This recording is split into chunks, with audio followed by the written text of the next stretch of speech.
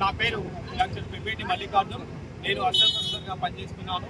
ఈరోజు నాగర్ కర్నూల్ పట్టణంలో బీసీ చైతన్య సభను నిర్వహిస్తున్నాము.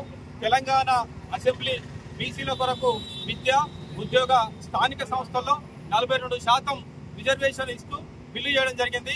ఈ బిల్లును పార్లమెంటుకు పంపడం జరిగింది. పార్లమెంటులో కొన్ని కారణాల వల్ల బిల్లును చట్టంగా చేయకుండా ఆపుతున్నారు. తప్పకుండా పార్లమెంట్ లో ఈ 42% రిజర్వేషన్ బిల్లును చట్టంగా చేయాలని, చట్టం చేయడంతో పాటు రాజ్యాంగంలోని 9వ షెడ్యూల్లో చేర్చాలని ఈరోజు నాగర్ కర్నూలు పట్టణంలో బీసీ చైతన్య సభను నిర్వహిస్తున్నాము. రాజ్యాంగ పరంగా, రిజర్వేషన్ పరంగా అన్ని వర్గాల కంటే నష్టపోయిన వర్గం ఏదంటే బీసీ వర్గమే. అందరికీ జనాభా ప్రకారం రిజర్వేషన్ ఉంది. ఈవెన్ ఓసీలకు కూడా వాళ్ళు ఉన్నటువంటి 7%కి 5% రిజర్వేషన్ ఉంది. ఈడబ్ల్యూఎస్ అనేటటువంటి సూత్రంతో, అంటే ఎకనామికలీ వీకర్ సెక్షన్ అనేటటువంటి సూత్రంతో వాస్తవంగా ఓసీలలో ఉన్నటువంటి 7% జనాభాలో పేదవాళ్ళు 1% కూడా ఉండరు. 1% లేనటువంటి వాళ్ళకు 10% రిజర్వేషన్ ఇవ్వడం జరిగింది.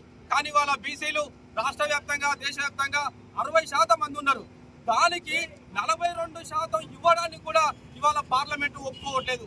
కాబట్టి బీసీలమంతా ఐక్యమై, చైతన్యమై తప్పకుండా ఆ బీసీ రిజర్వేషన్ ను సాధించుకోవడానికి ఇవాళ నాగర్ కర్నూల్ పట్టణంలో ఉద్యోగస్తులు, ఉపాధ్యాయులు, మేధావులు, విద్యార్థులు, కుల సంఘాలు అందరం కలిపి ఈ చైతన్య సభను నిర్వహిస్తున్నాం.